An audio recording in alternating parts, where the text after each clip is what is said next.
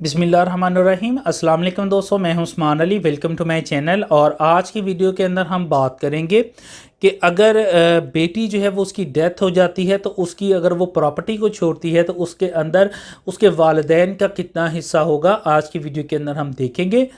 तो मौजू की तरफ जाने से पहले सब दोस्तों से गुजारिश है कि अगर आपने अभी तक हमारे YouTube चैनल को सब्सक्राइब नहीं किया है तो वीडियो के नीचे एक रेड कलर का सब्सक्राइब का बटन आ रहा होगा, उसके ऊपर क्लिक करके सब्सक्राइब कर लीजिएगा और साथ बेल आइकन को भी दबा दीजिएगा ताकि जब भी हमारी कोई लेटेस्ट वीडियो आए तो उसके नोटिफिकेशन आप तक पहुँचते रहें। देखिए, अगर कोई भी वालिदैन है, उनकी किसी बेटी की डेथ हो जाती है और वो अपनी कोई प्रॉपर्टी उसके नाम के ऊपर है तो उसके अंदर उसका कितना शेयर्स होगा।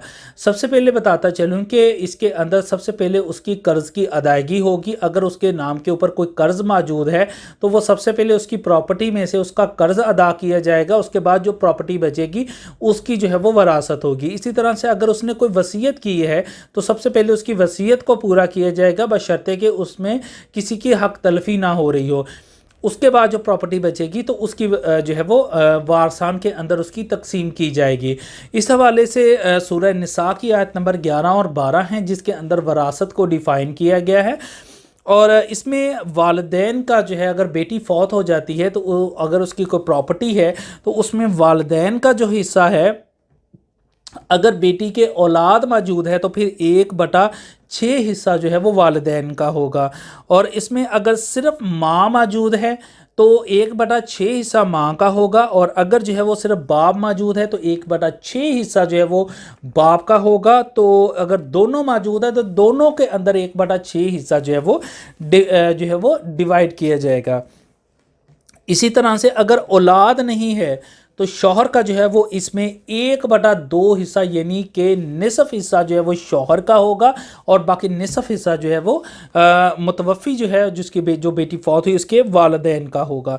और इसी तरह से अगर लड़कियां हों, जो ख़ातून फौत हो रही है उसकी अगर औलाद के अंदर लड़कियां हो तो सिर्फ लड़कियां हों तो 2/3 हिस्सा जो है वो लड़कियों का होगा। 1/4 हिस्सा उसमें से जो है वो शौहर का होगा, जबकि बाकी जो हिस्सा बचेगा वो वालिदैन का होगा।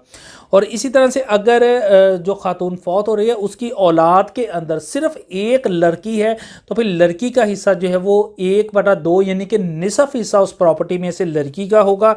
बाकी जो प्रॉपर्टी है उसमें से 1/4 हिस्सा जो है वो शौहर का होगा और 1/6 हिस्सा जो है वो उसके वालिदैन का होगा।